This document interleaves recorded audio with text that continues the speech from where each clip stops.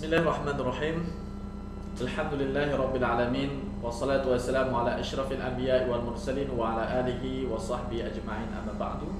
Ikhwani wa akhwati jami'an, uhayyikum bi tahiyyatil Islam. Assalamualaikum warahmatullahi wabarakatuh. Puji syukur kepada Allah Subhanahu wa taala, kemudian selawat beriringkan salam kepada baginda Nabi Muhammad sallallahu alaihi wasallam.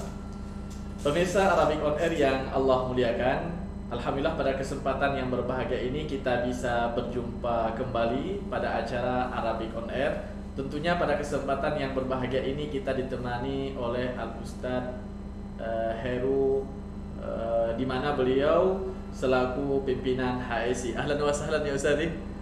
Masya Allah. Gimana Ustadz di Aceh? Aman? Aman. Betah di Aceh? Panas. Panas, Masya Allah. Insya Allah setelah 6 bulan ini lanjut lagi 1 tahun Insya Allah Ustaz. Nah, alhamdulillah Ustadz Heru hafizahullah ta'ala, beliau ketua HSI dan termasuk salah satu peserta program karantina bahasa Arab nasional metode 60 hari lancar berbahasa Arab.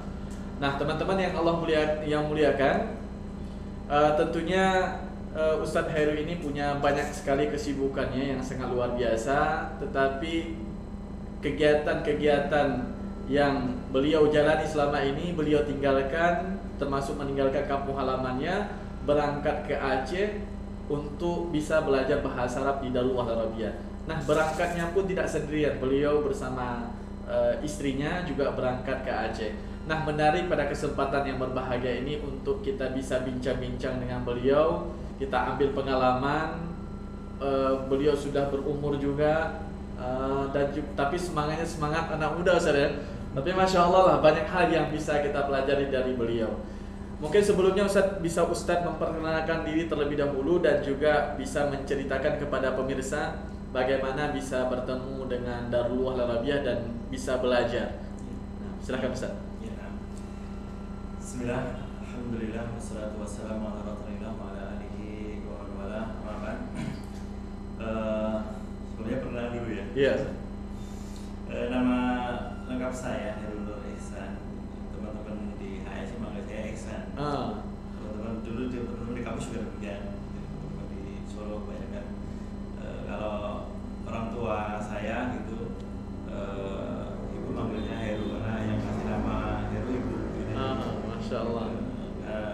Bapak kasih namanya Nur Ihsan, ditambahin sama ibu Heru. Ustaz alumni di mana Ustaz? Saya kuliah di UMS, Universitas Muhammadiyah Surakarta. Jurusan? Teknik Industri. Masya Allah. Jadi seorang arsitek juga Ustaz ya? Teknik Industri, dulu saya belajar di Teknik Industri, sempat kayak menyesal begitu. Aduh, ini belajar Teknik Industri karena apa tadi awal-awal ini semuanya dipelajari gitu. Dari pelajarannya teknik kimia dipelajari, pelajarannya orang teknik sipil dipelajari, arsitek dipelajari, orang ekonomi juga pelajarannya dipelajari gitu. Jadi ambil sama kimia pun juga belajar. Gitu. Tapi ternyata hikmahnya di situ itu memang kita orang teknik industri kan memang lebih mendalamnya ke manajemen. Dan alhamdulillah Allah berikan taufik dan hidayah, akhirnya ya bersyukur gitu ya di teknik industri karena banyak belajar tentang manajemen. Masya Allah. Berarti udah selesai dari kuliah Ustaz ya? Udah selesai sampai selesai kuliahnya? S1 tidak? Udah selesai kuliahnya. Jadi waktu itu mau skripsi ya, mau skripsi gitu. Karena saya lihat ya godaan anak muda zaman dulu gitu, kita begitu banyak gitu di kampus dan di sekitar kampus juga. Masya Allah. Saya penting ya saya istikharah, saya pengen nikah gitu. Kebetulan waktu itu juga sebenarnya awalnya nggak ada niatan nikah gitu, ditawarin sama teman itu lagi, mau nggak nikah gitu. Iya. Sama siapa gitu, ya, pokoknya gitu. Masya Allah. Nikah dengan zaujah ini. Masya Allah, luar biasa Ustaz. Dan di kampus dulu, alhamdulillah kan saya belajar dengan Ustaz Abu Ahmad Rahmat yang mengenalkan saya Darul Wahid juga. Ustaz Abu Rahmat, Masya Allah. Saya kenal dengan beliau kan sejak tahun 2003. Masya Allah. Banyak dulu program yang kita kerjakan bersama beliau. Kajian-kajian di kampus, di sekitar kampus, sama beliau sehingga kita punya hubungan yang dekat lah dengan beliau gitu. Iya. Dan alhamdulillah sampai sekarang hubungan itu masih terjaga ya, meskipun anak sebagai murid, beliau sebagai guru, tapi beliau menganggapnya ya sebagai murid, sebagai dan juga teman begitu. Iya, masya Allah. Kadang beliau kalau pas beliau kan tinggal di Boyolali. Iya. Beliau kalau pas di Solo kadang telepon saya. Masya Ya, Allah. ke Solo nih, ayo kita ketemu, terus kita ngopi atau apa gitu. Nah dari situ itu beliau mengenalkan saya dari dulu. Tapi sebelumnya saat awal mulanya cinta dengan bahasa Arab itu bagaimana saat ceritanya kita?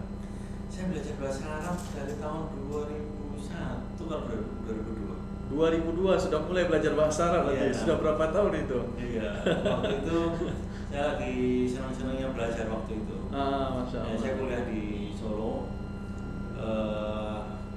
Karena waktu itu saya sering Jogja, Solo, Wirawiri begitu. Itu hampir satu pekan itu kadang sekali, dua kali, tapi satu pekan itu pasti pulang itu. Kadang dua kali kalau liburan ya. Dulu saya di Mahat Jamilur Rahman. Nah, di Mahat Jamilur Rahman ini saya belajar sama Ustaz Abu Sa'ad rahimahullah ta'ala. Beliau termasuk guru yang begitu membekas pada saya, bagaimana beliau mengajarkan kepada saya dan teman-teman juga. Karena waktu itu saya diberi kesempatan, beliau kan tahu ya, jadi kita dulu itu mungkin beliau lihatnya kita itu kayak ini orang bekas dari orang Harokah atau bagaimana gitu. Jadi beliau tahu bagaimana istilahnya orang Jawa itu ngomong gitu. Bagaimana gitu. Saya dikasih waktu khusus sama beliau. Waktu itu setiap pada subuh itu datang ke rumah beliau. Beliau ngajari saya dari waktu pada subuh sampai syuruk. Belajar bahasa Arab sama usul salat sama itu. Saya langsung disuruh ngapal jurumnya. Saya nggak tahu itu harus ngapal bagaimana gitu. Pokoknya ya saya ikut aja gitu. Suruh ngapal ya tak hafal gitu. Suruh ngapal suruh salah satu. Saya apa ya tak hafal gitu. Dan dua kitab ini yang paling membekas. Karena beliau waktu itu kalau nggak hafal nggak diajar. Yeah. Nah dari sini ini sempat putus nyambung dalam belajar bahasa Arab nggak selesai gitu. Terus alhamdulillah juga waktu dengan belajar dengan beliau itu banyak hafal ayat, hafal hadis kayak gitu itu belajar dengan beliau. Alhamdulillah ini mempunyai punya pengaruh besar itu dalam kita belajar bahasa Arab itu. Nah setelah perkenalan dan ketemuan lagi dengan beliau Ustaz Abu Ahmad itu tadi dikenalkan dengan Darulullah. Pas waktu itu kebetulan pas ada pembukaan juga, saya langsung daftar. Masya Allah. Itu tahun berapa tuh Ustaz? Nah, Darulullah belum lama, jadi mungkin tahun pas pandemi ini ya. 18, 19, 2018 ya? Dengan Darulullah? Belum pas Corona ini. 2019 ya? Mungkin 2020. 2020 kan? Iya, pas Corona ini. Karena ada program Pudin ya. Ya. Nah, dari situ itu belajar. Alhamdulillah belajar pertama dengan Ustaz Aldi Syah. Dan ternyata beliau peserta HSI. Gitu. Jadi nyambung gitu. Yeah. Beliau peserta HSI nyambung dan sering komunikasi. Beliau juga ngasih motivasi kepada saya. Dan saya melihat Ustaz Aldi berbeda cara ngajarnya dengan selama ini saya belajar bahasa Arab. Berarti dari tahun 2021 saya udah pernah belajar bahasa Arab. 2001 ya? Iya. 2002 tadi ya? 2002, 2003 sampai 2020 ya? Putus nyambung gitu. Ya, putus nyambung. Belajar kaidah. Jadi kita mungkin kalau dihadapkan dengan kitab gundul istilahnya, itu kita tahu gitu, kita tahu cara bacanya gitu. Kalau orang dengar ceramahnya saya gitu kita paham. Tapi kita nggak bisa ngomong. Iya. Kita nggak bisa ngomong, kita nggak bisa nulis gitu. Karena belajarnya ya sebatas itu gitu.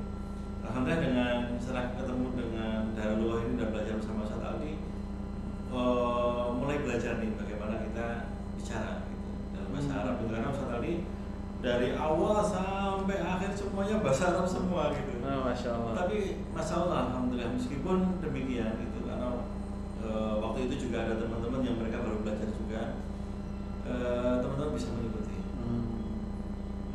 Dan ini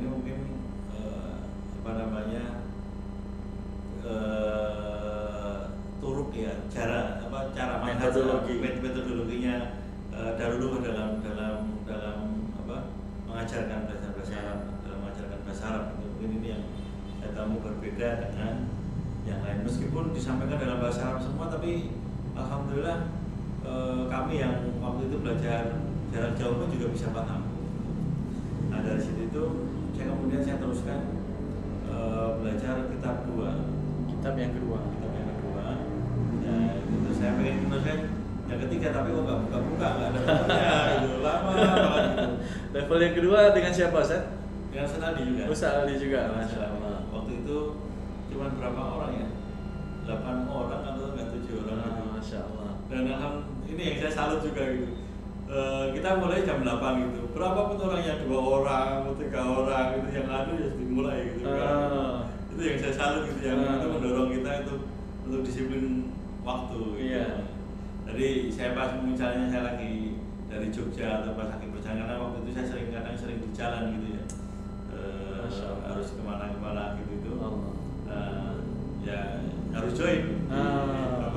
Harus buka video juga, Ustaz. Buka video. Kalau nggak video dikeluarin ya. Iya. Pernah ini saya ada pengalamannya waktu itu.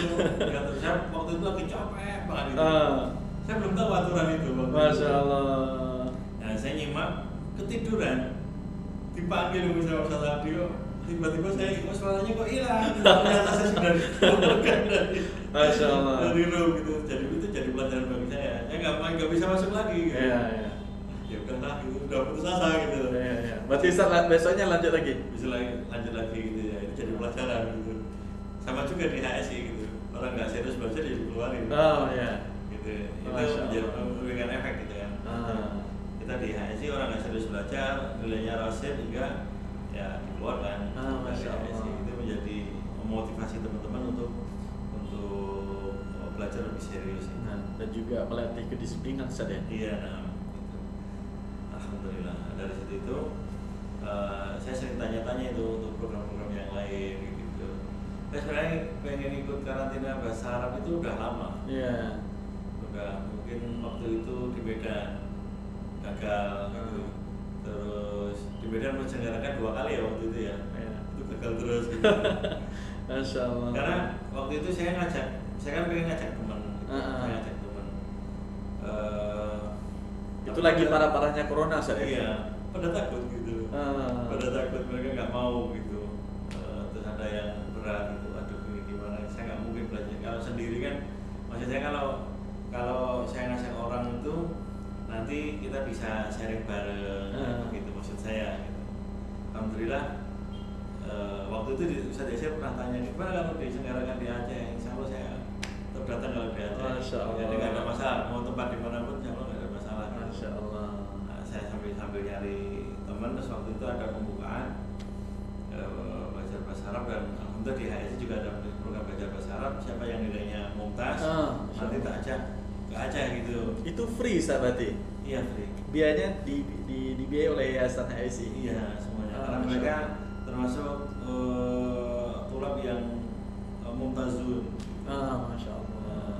Jadi alhamdulillah mereka punya waktu dan merupakan yang terbaik ya. Akhirnya mereka kita berangkatkan ke sini bersama kita juga. Sambil kita pengen lihat belajar secara offline kayak apa. Metodologinya, Ustaz ya. Ngerasakan gitu. Baik, Masya Allah. Pemirsa Rabiul ini Allah muliakan.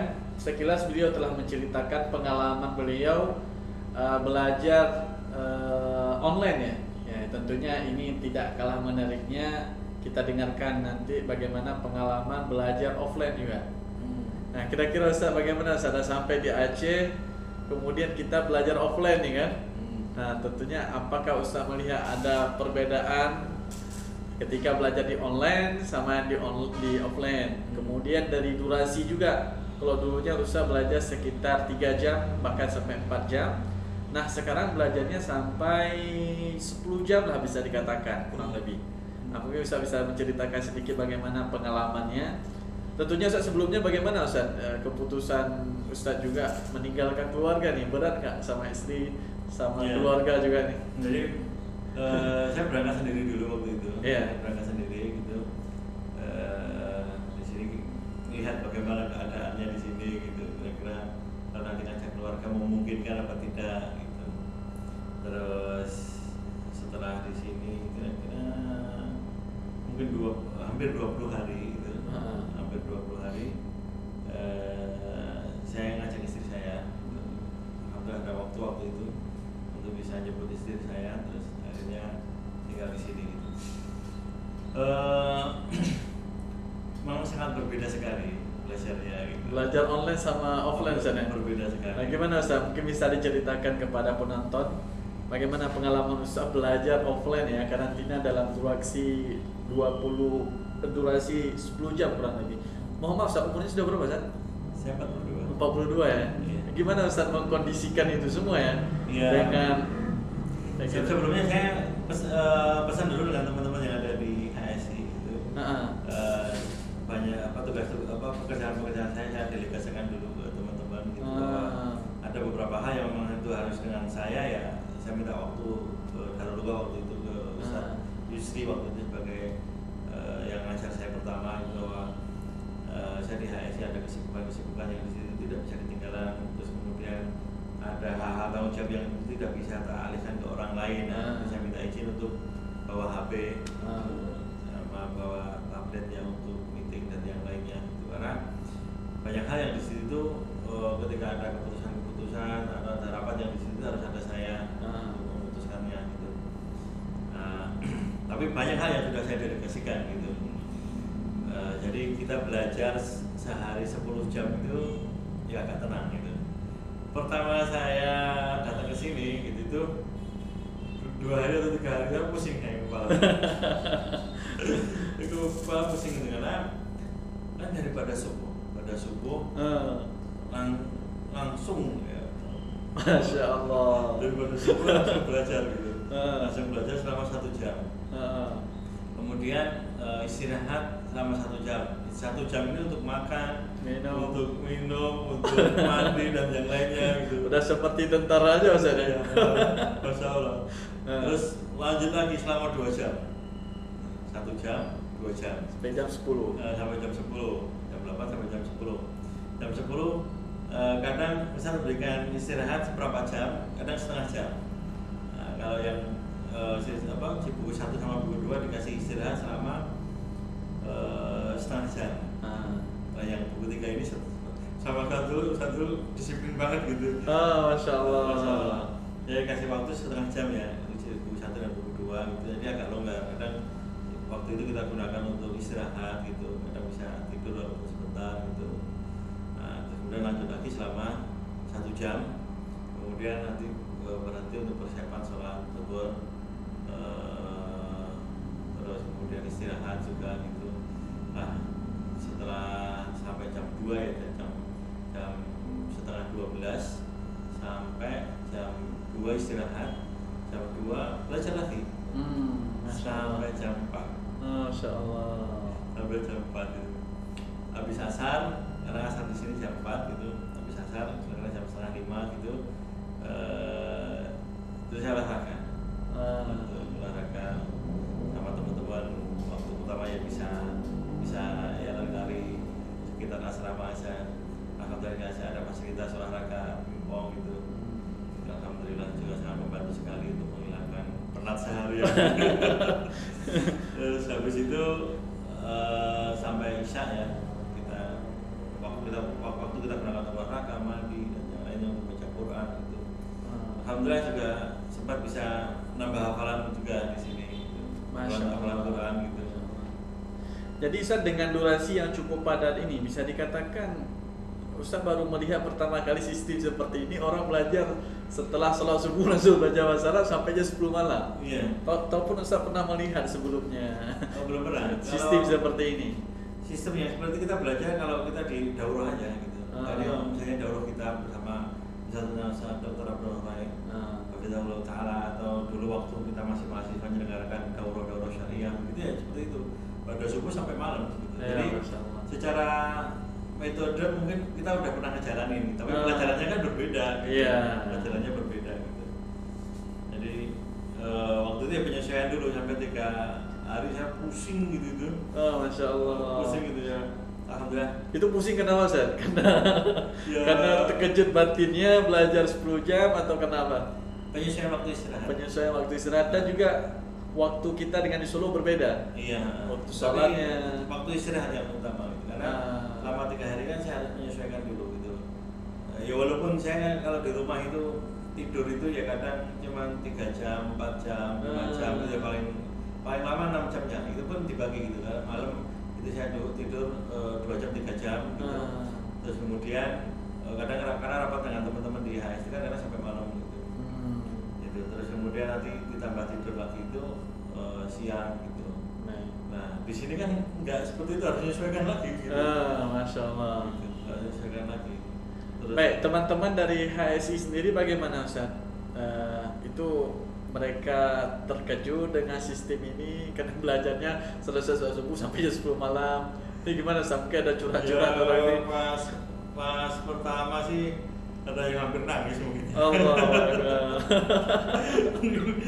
Hampir nangis gitu maksudnya karena padatnya gitu.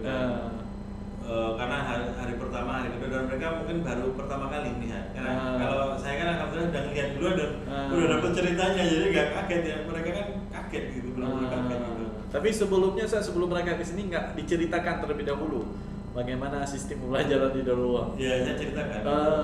Udah tahu kabarnya. Bahwa pelajarannya semuanya dengan bahasa Arab, nanti belajarnya sekian jam gitu, saya sampaikan ke mereka. Tapi mereka kan di luar bayangan mereka. Iya, dengan sistem seperti ini saja. Waktu awal-awal gitu ya, ada salah seorang ekor dari HS itu, ya saya katakan tadi hampir nangis, tapi termasuk masalah sekarang termasuk yang paling bagus. Masya Allah. Karena juhudnya beliau nggak putus asa gitu, berusaha gitu. Masya Allah. Masya Allah gitu. Masya Allah. Masya Allah. Baik, tentunya ini di program 60 hari kita ada 3 level pembelajaran. Level pertama, level kedua, dan level yang ketiga. Untuk level yang pertama sekali yang Ustadz Heru lihat sendiri, apa yang menjadi target pembelajaran itu sendiri? Di level pertama itu kan belajarnya kita soal jawab, bagaimana bertanya, bagaimana kita menjawab pertanyaan, gitu. Bagaimana cara bertanya, bagaimana jawabnya gitu. Lebih pada itu, dan itu emang berkaitan dengan keseharian kita gitu. Dan itu yang menarik gitu. Jadi setelah kita lalui gitu ternyata sampai hari karena waktu itu dengan satu seri setiap 2 hari ujian, selama 2 hari ujian. Ujian. Murajaahnya waktu ujian itu tuh. Iya, itu kita lalu nggak terasa, tahu-tahu selesai. Tahu-tahu ganti kita sudah juara. Masalah udah alhamdulillah banyak faedah yang saya dapatkan. Kemudian Ustadz ada suruh menghafal kosakata. Iya, Ada suruh menghafal kosakata nggak? Kosakata harian ada suruh hafal? Iya, suruh hafal. Kita hafal yang kita hafal banyak kan karena kita udah belajar sebelumnya, dan Ustadz juga menyampaikan di kelas juga kan. Banyak yang dihafal adalah yang tentunya jamak taksir. Jamak taksir. Jamak taksirnya memang maksud saya seperti kita di pondok-pondok pesantren kan ada sistem menghafal kosakata. Sayaratun, mobil, babon itu ada sistem seperti itu. Jadi sehari itu dikasih kosakata 5, 10, habis itu dihafal, habis itu distorkan. Ada nggak itu? Enggak model begitu gitu. Baik, menurut Ustaz sendiri bagaimana? Karena ini yang terjadi dia, khususnya dalam penguasaan kosakata. Jadi sistem yang diterapkan di beberapa pondok pesantren yaitu menghafal kosakata. Nah, menurut Ustaz sendiri bagaimana yang sudah mengalaminya? Mungkin sebelum belajar di Darullah sudah sempat mengalami fase seperti itu juga, itu menghafal kosakata. Itu bagaimana Ustaz perbandingannya? Saya melihat anak saya aja. Anak saya di pondok itu mereka hafal kosakata ya berat itu, dan ketika hafal kosakata tanpa tahu kaidah gitu malah jadi rusak. Gitu. Artinya dengan model yang seperti ini kita menghafalnya dengan kita gunakan dalam keseharian, dalam bicara gitu, itu lebih membekas. Walaupun memang kadang ya lupa gitu. Kayak misalnya saya tahu namanya sendok itu mil apa itu ya di sini. Sebelumnya saya nggak tahu. Mungkin kalau dalam baca kitab kan di kitab kan nggak ada namanya mil apa gitu yang kita gunakan keseharian kan nggak ada di kitab, karena yang kita ini kan belajar kitab ya kita manhaj, kita fikih, kita pakai. Jadi kosakatanya lebih kepada yang mendekati pada ilmu syar'i gitu ya. Yang keseharian kita nggak tahu gitu. Betul. Nah kosakata yang di situ tuh ada di sekitar kita itu saya banyak nggak tahu gitu. Lemari itu bahasa Arabnya saya nggak tahu. Gitu. Kalau tempat tidur ya tahu gitu karena di dalam Al-Quran ada sarir gitu. Kalau kayak lemari kan nggak ada gitu, sendok gitu. Kalau yang ada di dalam kosakata dalam Al-Quran ya banyak yang tahu. Tapi kalau lebih daripada itu nggak tahu gitu. Botol namanya koruro gitu, saya nggak tahu gitu. Tapi dari kita menggunakan ini namanya koruro tanpa harus kita menghafal koruro botol, milako sendok itu nggak ada kayak begitu. Karena kita gunakan dalam namanya kita makan ya, misalnya kita menggunakan ketika mau waktu itu kita mau beli botol ya, saya tahu botol itu adalah koruro gitu tuh. Saya pengen kalau dalam karantina bahasa Arab nggak boleh ngomong bahasa Indonesia. Tunjukkan dalam gambar. Masya Allah. Masya Allah luar biasa. Pemirsa Rabbani yang Allah muliakan, sedikit Ustaz Heru tadi sudah menceritakan bagaimana mekanisme ataupun polarisasi di level yang pertama, yaitu lebih kepada pendekatan hiwar ya, metode hiwar, bertanya dan menjawab, dan kita di sini mewajibkan semua peserta untuk ngomong bahasa Arab. Jadi bukan kita wajibkan mereka menghafal kosakata, tapi yang kita wajibkan mereka ngomong bahasa Arab. Karena ketika mereka ngomong bahasa Arab, ada kosakata yang tidak diketahui oleh peserta akan penasaran dan bertanya kepada ustadznya. Nah, cara inilah yang kita tempuh di program karantina bahasa Arab nasional. Nah, tentunya Ustaz sudah melewati juga level 2, level ketiga. Itu banyak hal yang berkaitan dengan kaidah, dengan qawaid. Karena saya dengar cerita Ustaz tadi, Ustaz sudah pernah belajar juga kaidah ya, mulai tahun 2001, 2002 dan seterusnya. Sekarang belajarnya pakai bahasa Arab, Ustaz. Nah, itu bagaimana perbedaannya itu belajar bahasa Arab pakai bahasa Indonesia dengan bahasa Arab? Lebih gamblang. Jadi lebih gamblang. Jadi dengan karena kita sudah pernah belajar dan mungkin hafal kaidahnya gitu. Karena kita dulu belajar jurumiyah gitu. Ketika kita belajar di level 2 di buku 2 dan di buku 3 yang di situ banyak kaidah-kaidah yang di situ ada juga di dalam Muqaddimah Jurumiyah itu lebih gamblang kita dalam belajar. Jadi penjelasannya lebih ternyata begini penggunaannya itu begini. Penggunaan dulu kan kita gunakan di dalam bahasa kitab saja gitu. Tapi penggunaan dalam bahasa keseharian itu seperti ini gitu. Jadi lebih lebih aplikatif dan lebih gamblang. Lebih gamblang. Jadi kayak kemarin itu kita belajar tentang lanafiyah gitu. Lanafiyah di situ tuh ya jadi benar-benar gamblang tahu bagaimana mereka orang-orang kafir Quraisy waktu itu ya, mereka dengan kesombongan mereka karena disebabkan mereka itu tuh berpegang kuat dengan tradisi nenek moyangnya, sehingga ketika Rasulullah menyuruh mengatakan qul la ilaha illallah tuflihun, itu mereka langsung mengatakan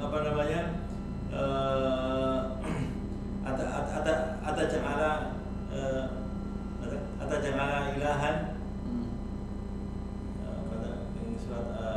surat apakah kamu ingin menjadikan Muhammad kamu ingin menjadikan Tuhan yang banyak ini menjadi Tuhan yang satu saja. Mereka langsung paham ketika dikatakan la ilaha illallah, benar-benar tidak ada konsekuensinya, mereka tahu gitu. Jadi mereka menolak gitu. Mereka harus meninggalkan budaya nenek moyangnya itu gitu. Jadi sangat gamblang sekali gitu. Dan alhamdulillah ini bagian dari kelebihan ya kita belajar bahasa Arab dengan bahasa Arab, dan itu memang harusnya begitu. Gimana Ustaz ya? Karena saya dulu sudah 12 tahun, mungkin udah lupa ya Ustaz. Belajar bahasa Arab qawaid itu dengan bahasa Indonesia gitu. Jadi Ustaz, gimana gambarannya belajar qawaid pakai bahasa Indonesia? Rumit nggak sama panjang nggak ceritanya itu kan? Lebih rumit ya kan? Lebih rumit karena banyak hal yang memang perlu diterjemahkan. Kadang ada beberapa kalimat yang memang ketika diterjemahkan itu belum dapat artinya juga. Nah, secara maksudnya itu belum dapat gitu. Dan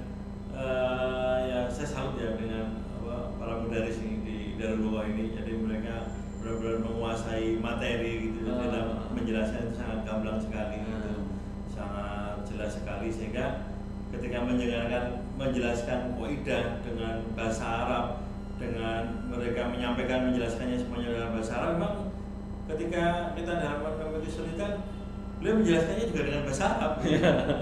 Diterjemahkan itu. Baru ketika misalnya ada kosakata tertentu yang itu memang tidak bisa diterjemahkan dalam bahasa Arab gitu. Tapi kita paham. Kita paham maknanya dengan penjelasan bahasa Arab itu paham. Tapi memang nggak bisa ada padanannya, itu nggak ada. Baik, Masya Allah. Kemudian saya ada anggapan lagi, ada sebagian orang yang mengatakan, buat apa sih ngomong bahasa Arab? Kan kita tinggal di Indonesia, kemudian kita cukuplah dengan berbahasa Indonesia atau berbahasa daerah. Jadi kita cukupkan saja belajar bahasa Arab, belajar bahasa Arab, belajar qawaid untuk baca kitab saja, Ustaz. Ustadz melihat sendiri sejauh mana pentingnya kita harus berbicara bahasa Arab. Terus apa manfaat berbicara bahasa Arab itu sendiri untuk kita lebih dalam lagi memahami Islam ini? Iya. Jadi Allah Subhanahu Wa Taala memilih bahasa Arab itu ya, dan karena memang bahasa Arab itu bahasa yang paling sempurna dari semua bahasa. Dan jumlah kosakatanya juga banyak sekali gitu. Jadi Al-Quran bahasa Arab, Allah pilih bahasa Arab untuk bahasa Al-Quran dan bahasa Rasulnya. Dan ketika kita sebagaimana tadi yang saya sampaikan, saya jadi lebih gamblang memahami nas gitu ya, memahami hadis itu dengan bahasa Arab itu karena memang ya kita harus butuh belajar bahasa Arab untuk memahami ini gitu. Kalau kita nggak paham bahasa Arab, ya bagaimana kita? Karena kan kita sholat bahasa Arab, banyak ibadah itu ya, berdoa ya. Kalau kita pilih doa di waktu-waktu mustajabah yang misalnya di waktu sujud ya dengan bahasa Arab, walaupun di sana ada khilaf gitu loh. Tapi kan yang paling kuat ya berdoanya dengan bahasa Arab. Intinya Al-Quran yang kita baca keseharian juga bahasa Arab. Gitu. Hadis Rasulullah juga bahasa Arab, meskipun ada terjemahan. Saya katakan tadi itu, ya, kadang ada kata-kata yang di situ tidak bisa diwakili dengan bahasa Indonesia diterjemahkan. Dan kalau kita ngerti paham maksudnya dalam bahasa Arab itu akan lebih mengena. Jadi penting sekali saat untuk belajar bahasa Arab ya. Tentunya saat ketika orang belajar bahasa Arab kan banyak nih tujuannya. Ada yang tujuan belajar bahasa Arab untuk baca kitab. Rata-rata kebanyakan orang itu belajar bahasa Arab untuk baca kitab saja. Sehingga targetnya itu ya bisa baca kitab saja, tetapi dia tidak bisa berbicara bahasa Arab. Bahkan mengatakan nggak perlu ngomong bahasa Arab nih. Kalau Ustaz sendiri bagaimana beranggapan ada orang-orang yang memang dia nggak mau berbicara gitu, saya mau bicara bahasa Arab dan menganggap ya nggak usah, yang penting bahasa Arab itu bisa baca kitab gitu. Penting atau tidak Ustaz ngomong bahasa Arab itu? Penting. Karena dengan kita bisa berbicara dengan bahasa Arab, kita bisa mendengar dengan baik ya. Karena kalau hanya bisa baca saja itu tentunya akan ada sesuatu yang hilang ya. Keterampilan bahasa itu kan ada mendengar, keterampilan dalam mendengar, keterampilan dalam bicara, kemudian keterampilan dalam menulis, gitu. Terus kemudian keterampilan dalam membaca. Kalau hilang salah satunya atau dipelajari hanya salah satunya saja ya nggak komplit begitu. Katakan tadi ya, memang ngomong bahasa Arab penting betul, karena dengan kita tahu ya bisa bicara dengan bahasa Arab, mendengar dengan baik ya, bagaimana orang itu ngomong dalam bahasa Arab itu kita bisa mengambil ilmu dari para ulama gitu, secara langsung. Kita mendengarkan video-video mereka, melihat video-video mereka, mendengarkan ceramahnya mereka yang alhamdulillah saat ini sangat banyak sekali. Dan ceramah-ceramah di Masjid Nabawi itu banyak di-live-kan. Apalagi sekarang sudah ada media, sudah YouTube gitu kan. Jadi ilmu itu kita dapatkan tidak hanya baca kitab, tetapi dengan melihat video kita dengarkan juga kita bisa paham gitu. Itu kan diantara ini ya. Kita misalnya kita di mobil atau kita mendengarkan ceramahnya mereka akan lebih nyaman begitu bisa bicara dengan bahasa Arab dan kita bisa mendengar dengan baik gitu. Baik, masya Allah. Ini pertanyaan yang terakhir Ustaz ya, terkait dengan tentunya Ustaz sendiri sudah melihat selama 60 hari ini ganti-ganti Ustaznya nih. Karena biasanya peserta gini, kalau udah selesai level 1, pengennya level 2 sama Ustaz itu lagi gitu. Tapi sistem di Darullah tidak boleh. Jadi Ustaz level 1 nggak boleh lagi level yang kedua. Dan juga kalau memang ada Ustaz yang lain, tidak boleh di level yang ketiga gitu. Jadi ganti-gantian. Kira-kira Ustaz tahu nggak kenapa rahasianya Darullah mengganti-ganti Ustaz di setiap levelnya? Atau enaknya belajar dengan satu orang Ustaz gitu di setiap level gitu kan? Mungkin di awal saya cenderung kayak tadi ya, mungkin udah cocok dengan yang pertama dengan Ustaz Aldi waktu itu ya. Saya pengen belajarnya dengan Ustaz Aldi aja gitu. Terus kemarin pas pertama diajari sama Ustaz Yusri ya pengennya dengan Ustaz Yusri. Setelah ganti dengan Ustaz Alex itu terpaksa harus diganti gitu ya. Kita harus menyesuaikan. Tapi setelah belajar dengan Ustaz Alex sehari 2 hari, kok beda cara ngajarnya dengan Ustaz Yusri.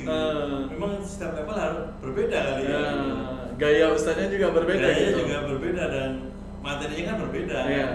Waktu itu ya nanti jilid 3-nya semoga dengan Ustaz Alex juga. Ternyata diganti dengan Ustaz yang cara ngajarnya sangat berbeda sekali gitu. Kalau Ustaz Yusri disiplin, gitu. Ustaz Alex agak santai. Kita kan agak santai. Dengan Ustaz Zulkifli semuanya disiplin waktunya itu masalah gitu. Di kelas itu ada 2 orang yang jam 8 mulai dimulai.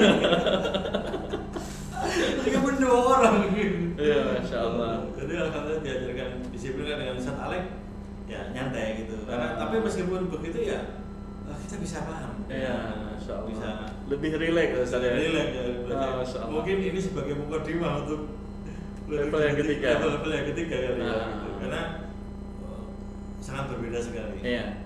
Karena Ustaz rata-rata peserta yang sudah ikut level 1 itu pengennya sama Ustaz itu juga. Padahal kalau sudah masuk ataupun ngajar Ustaz yang lain nanti pasti inginnya dengan Ustaz itu gitu. Jadi di sini kita mencoba merubah yang pertama suasananya. Nah, suasana santrinya 20 hari dengan Ustaz itu ya termasuk sudah ada rada-rada bosannya, dan juga si Ustaz juga seperti itu. Melihat santri, melihat si santri misalnya Ustaz kan.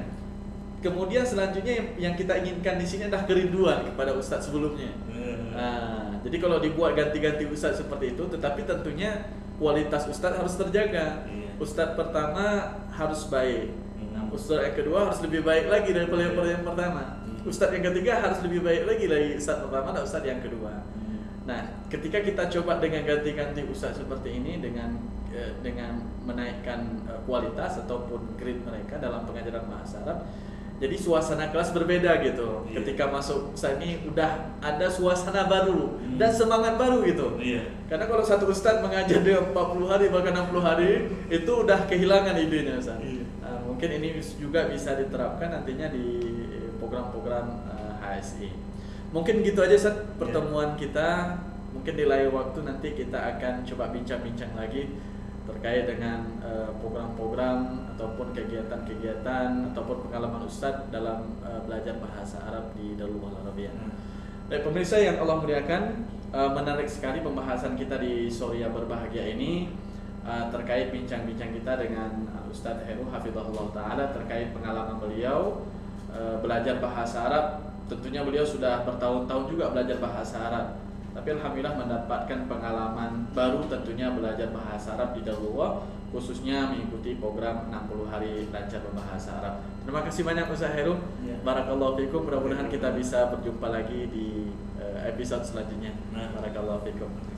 Mungkin ini saja yang bisa saya sampaikan kepada pemirsa. Kita berjumpa lagi di Arabic On Air selanjutnya dan tentunya dengan pemateri-pemateri lainnya. Barakallahu fikum jami'an. Kita tutup dengan membaca doa Fathul Majlis. Subhanakallahumma bihamdika asyhadu an la ilaha illa anta astaghfiruka wa atubu ilaik. Wassalamualaikum warahmatullahi wabarakatuh. Waalaikumsalam. Masya Allah, syukran ya Syekhana. Ustaz Jamila.